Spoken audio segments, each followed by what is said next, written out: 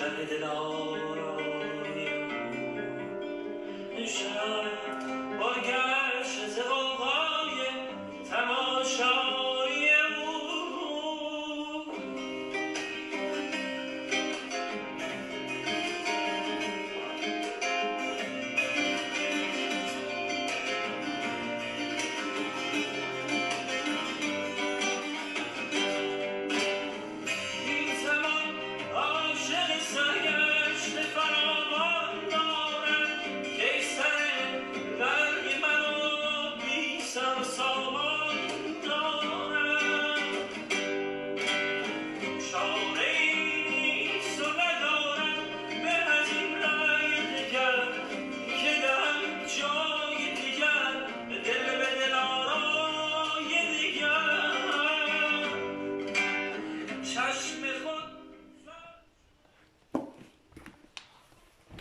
Good evening, everyone. Welcome to another reading of 1001 Nights. My name is Saman and I'll be your host this evening. Tonight, Button is... Where is Button? I don't know. She's somewhere roaming around the apartment, but she is sending you her warmest greetings. So, as Joanna always likes to say, without further ado, let me just get a bit comfortable over here. We will continue the reading of 1001 Nights. Oh, she's coming. Let me just get the pillow. Come here. If she wants. Put this away. Okay. Now when it was the 285th night, she said, "It hath reached me, O auspicious king, that the scavenger continued. Now when her husband had made his peace with a young lady, he lay with her that night. And next morning the soldiers came for him, and he mounted and rode away. Whereupon she drew near to me and said, Sawest thou yonder man? I answered, Yes. And she said, He is my husband. And I will tell thee what befell me with him. It came to pass one day that we were sitting, he and I, in the garden within the house. And behold, he rose from my side and was absent a long while, till I grew tired of waiting, and said to myself, Most like he is in the privy. So I arose and went to the water closet, but not finding him there, went down to the kitchen, where I saw a slave girl. And when I inquired for him, she showed him to me, lying with one of the cookmaids. Hereupon I swore a great oath that I assuredly would do adultery with the foulest and filthiest man in Baghdad. And the day the eunuch laid hands on thee, I had been 4 days going round about the city in quest of one who should answer to this description, but found none fouler nor filthier than thy good self. So I took thee, and there passed between us that which Allah foreordained to us, and now I am quit of my oath. Then she added, If, however, my husband return yet again to the cookmaid and lie with her, I will restore thee to thy lost place in my favours. Now when I heard these words from her lips, while she pierced my heart with the shafts of her glances, my tears streamed forth till my eyelids were chafed sore with weeping, and I repeated the saying of the poet, Grant me the kiss of that left hand 10 times, and learn it hath then right hand higher grade. For this but little since that same left hand washed off Sir Reverence when ablution made. Then she made them give me other 50 dinars, making in all 400 gold pieces I had of her, and bade me depart.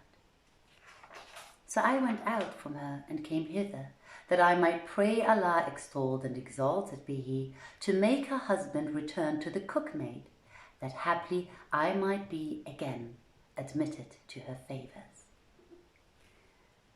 When the Emir of the pilgrims heard the man's story, he set him free and said to the bystanders, Allah upon you, pray for him, for indeed he is excusable.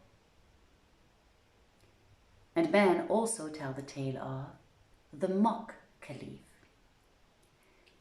It is related that the Caliph Harun al-Rashid was one night restless with extreme restlessness. So he summoned his vizier Jafar the Barmecide and said to him, My breast is straitened, and I have a desire to divert myself tonight by walking about the streets of Baghdad and looking into folks' affairs, but with this precaution that we disguise ourselves in merchants' gear, so none shall know us. He answered, hearkening and obedience. They rose at once, and doffing the rich raiment they wore, donned merchants' habits and sallied forth 3 in number, the Caliph, Jafar, and Masrur the sworder. Then they walked from place to place till they came to the Tigris, and saw an old man sitting in a boat.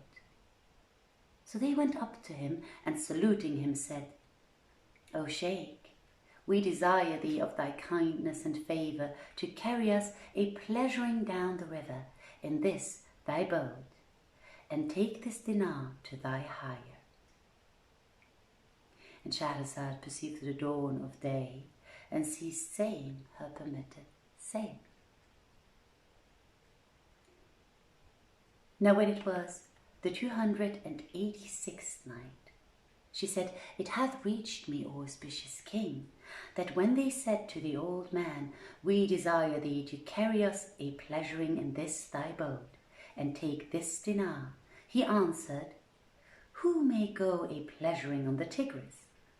The Caliph Harun al-Rashid every night cometh down Tigris stream in his state bark, and with him one crying aloud, Ho, ye people, all great and small, gentle and simple, men and boys.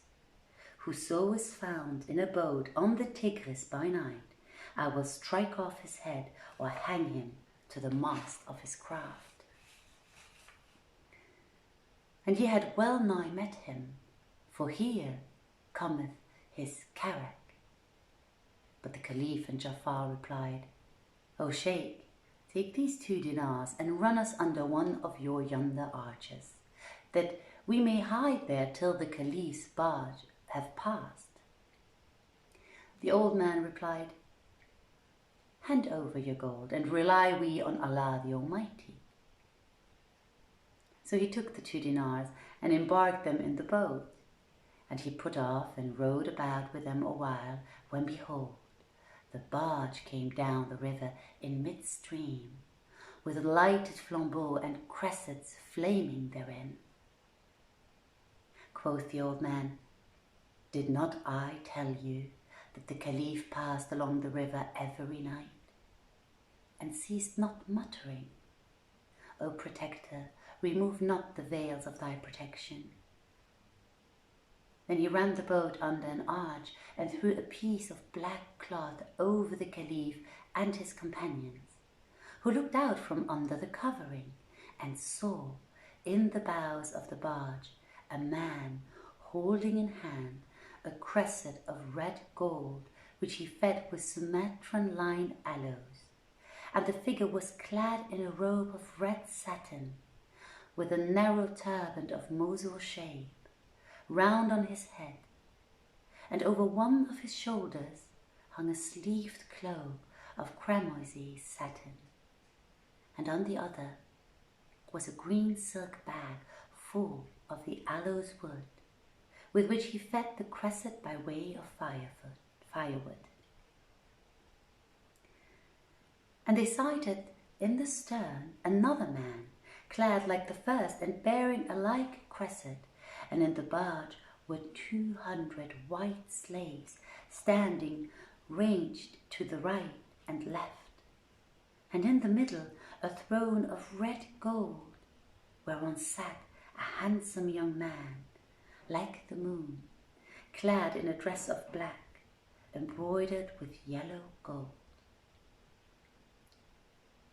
Before him they beheld a man, as he were the Vizier Jafar, and at his head stood an eunuch, as he were Masrur, with a drawn sword in his hand, besides a score of companions. Now when the Caliph saw this, he turned and said, O Jafar, and the minister replied, At thy service, O Prince of true believers. Then quoth the Caliph, Belike this one of my sons, Al-Amin or Al-Mamun. Then he examined the young man who sat on the throne, and finding him perfect in beauty and loveliness, and stature and symmetric grace, said to Jafar, Verily, this young man obeyeth not nor jot nor tittle of the state of the Caliphate. See, there standeth before him one as he were thyself, O Jafar. Yonder eunuch who standeth at his head is as he were Masrur, and those courtiers as they were my own. By Allah, O Jafar, my reason is confounded, and I am filled with amazement at this matter.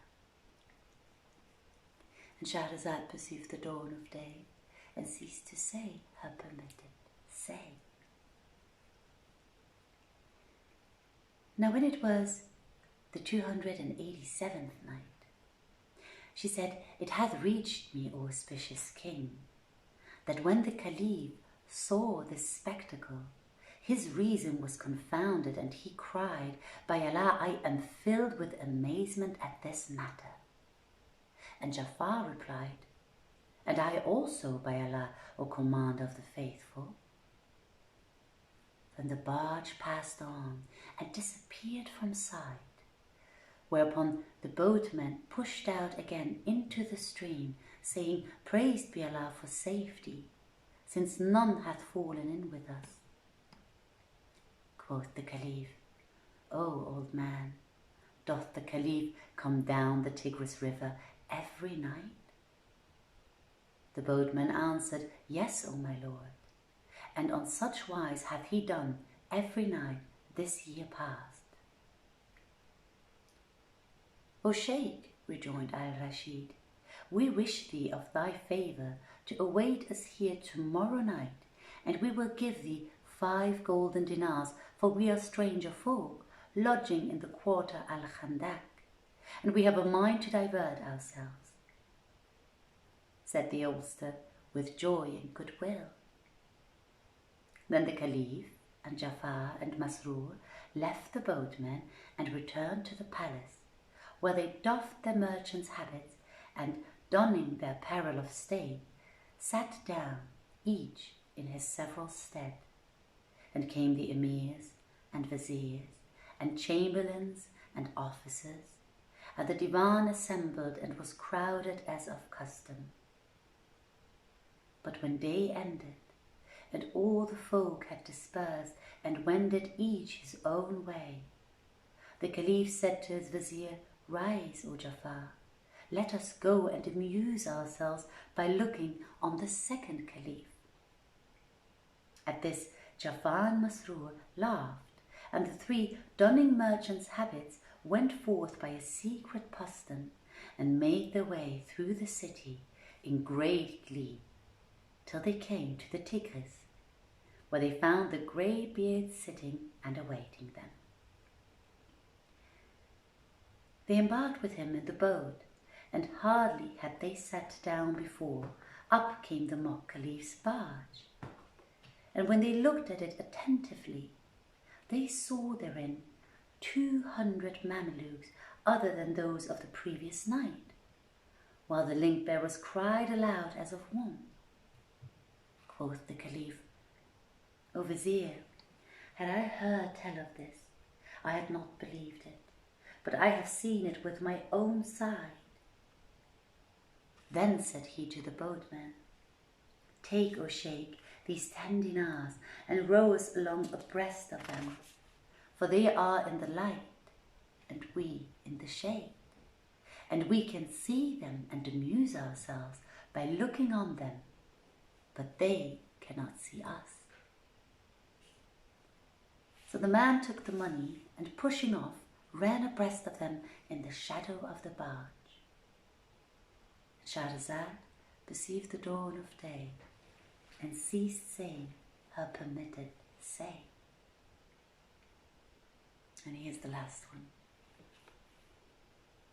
Now when it was the 288th night, she said, "It hath reached me, O auspicious king, that the Caliph Harun al-Rashid said to the old man, 'Take these 10 dinars and row us abreast of them.'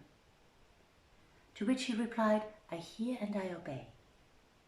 And he fared with them and ceased not going in the blackness of the barge till they came amongst the gardens that lay alongside of them, and sighted a large walled enclosure, and presently the barge cast anchor before a postern door, where they saw servants standing with a she-mule saddled and bridled. Here the mock Caliph landed, and mounting the mule rode away with his courtiers and his cup companions, preceded by the cresset bearers crying aloud, and followed by his household, which busied itself in his service. Then Harun al-Rashid, Jafar and Masrur landed also, and making the way through the press of servants, walked on before them. Presently the cresset bearers espied them, and seeing 3 persons in merchants' habits and strangers to the country, took offence at them. So they pointed them out and brought them before the other Caliph, who looked at them and asked, How came ye to this place, and who brought you at this tide?" They answered, "O our Lord, we are foreign merchants and far from our homes, who arrived here this day, and were out a-walking tonight, and behold, ye came up, and these men laid hands on us and brought us to thy presence, and this is all our story." Quoth the mock Caliph, "Since ye be stranger folk, no harm shall befall you. But had ye been of Baghdad, I had struck off your heads." Then he turned to his vizier and said to him, "Take these men with thee, for they are our guests tonight." "To hear is to obey, O our Lord," answered he. And they accompanied him till they came to a lofty and splendid palace set upon the firmest base. No sultan possesseth such a place, rising from the dusty mould, and upon the marges of the clouds laying hold. Its door was of Indian teak wood, inlaid with gold that glowed, and through it one passed into a royal hall, in whose midst was a jetting fount girt by a raised estrade. It was provided with carpets and cushions of brocade, and small pillows and long settees and hanging curtains. It was furnished with a splendor that dazed the mind and dumbed the tongue. And upon the door were written these 2 couplets: "A palace whereon be blessings and praise, which with all their beauty have robed the days, where marvels and miracle sights abound, and to write its honours the pen affrays."